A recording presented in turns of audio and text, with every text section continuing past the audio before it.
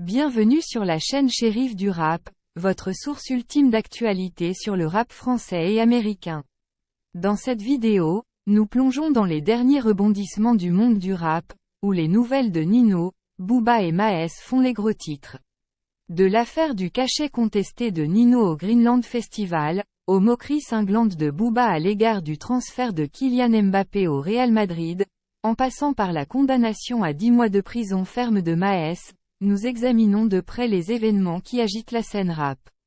Restez avec nous pour une plongée au cœur des actualités les plus brûlantes du rap français et américain.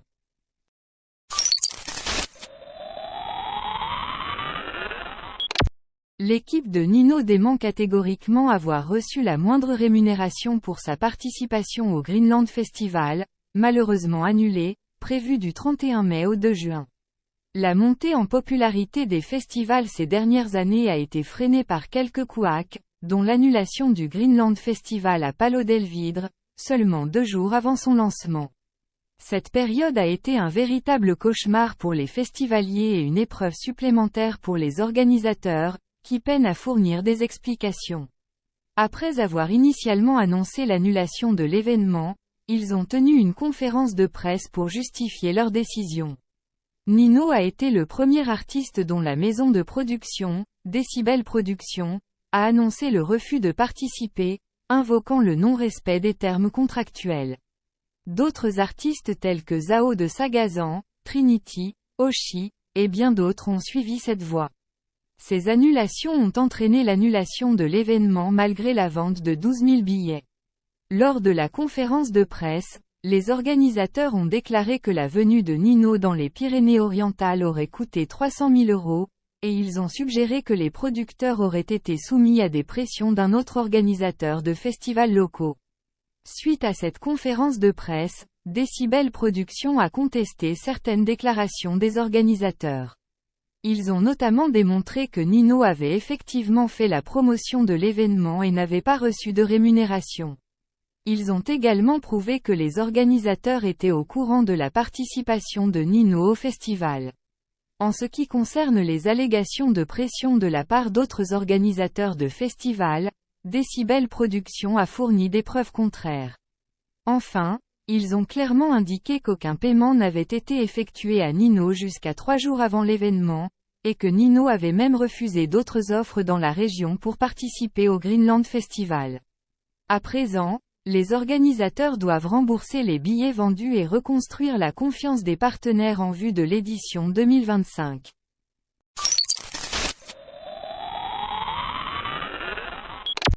Booba semble taquiner Kylian Mbappé pour son transfert au Real Madrid. Cette relation tumultueuse entre les deux personnages remonte à un moment déjà.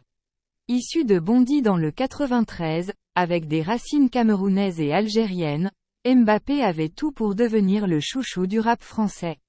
Le début de cette histoire était prometteur, avec le morceau Kill de Booba et Medine, un hommage apprécié au footballeur. Cependant, les choses ont pris une tournure différente depuis, et B2O semble frustré du manque d'attention de Mbappé à son égard. Alors que le jeune prodige a récemment officialisé son transfert au Real Madrid, Booba n'a pas manqué de s'en prendre à lui. Booba a saisi l'opportunité d'un post de l'influenceur Balou pour exprimer sa colère envers la star du football français. En réponse au tweet de Balou affirmant que Mbappé dominait le monde du football, Booba a riposté en mentionnant que Mbappé n'avait pas réussi à briller en Ligue des Champions, faisant allusion à son absence de trophée dans cette compétition.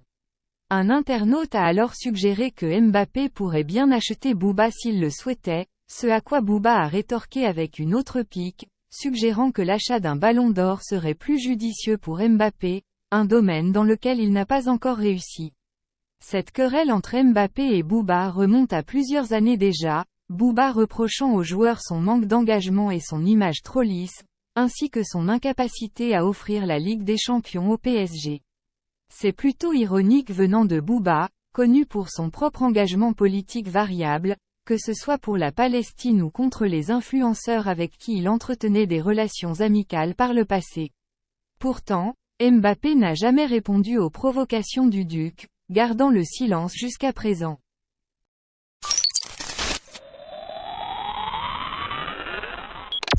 Maes, le rappeur de Sevran, se retrouve une fois de plus dans les mailles de la justice, cette fois-ci condamné à 10 mois de prison ferme et à une amende de 10 000 €.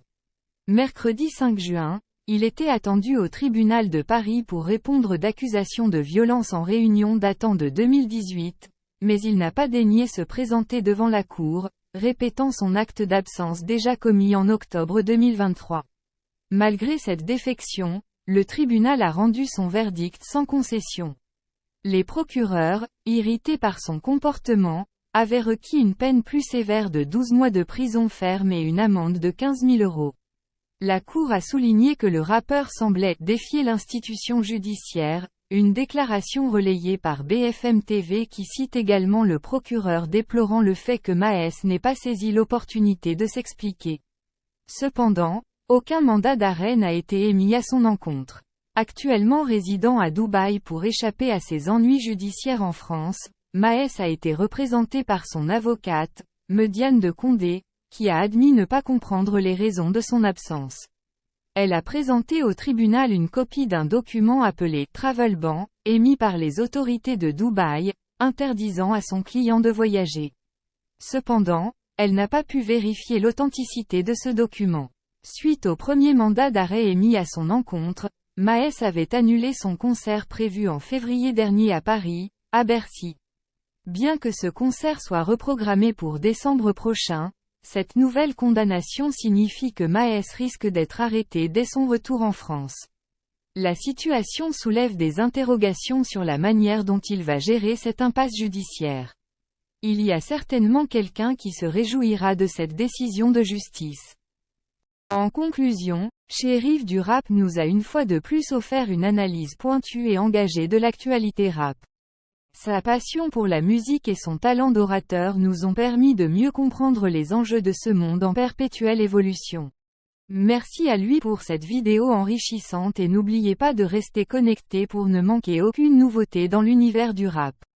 À bientôt pour de nouvelles découvertes musicales.